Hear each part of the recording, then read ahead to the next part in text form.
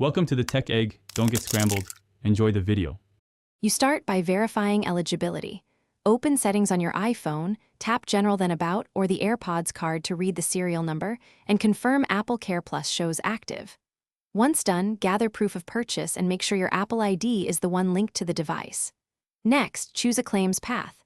The Apple Support app support Apple, COM, or call Apple. Do this now so you avoid delays.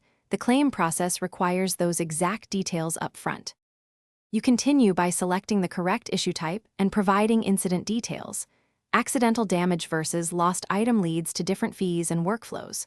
Once in the Apple Support app, pick Airpods, choose Repair or Replacement, and answer specific questions about what happened.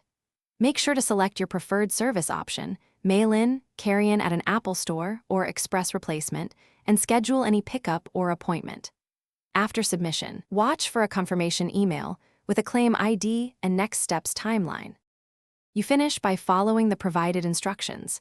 If mail-in, use Apple's shipping kit and include only what they request. If store, bring ID and your Apple ID credentials. Make sure to pay the AppleCare Plus service fee if applicable and keep the claim ID to track status. Once completed, restore or pair replacements using your device's Bluetooth settings. If something goes wrong, like a denied claim, contact Apple Support, ask for escalation, and recheck serial numbers and coverage documentation immediately. Thanks for watching. Consider subscribing if I helped unscramble your problems.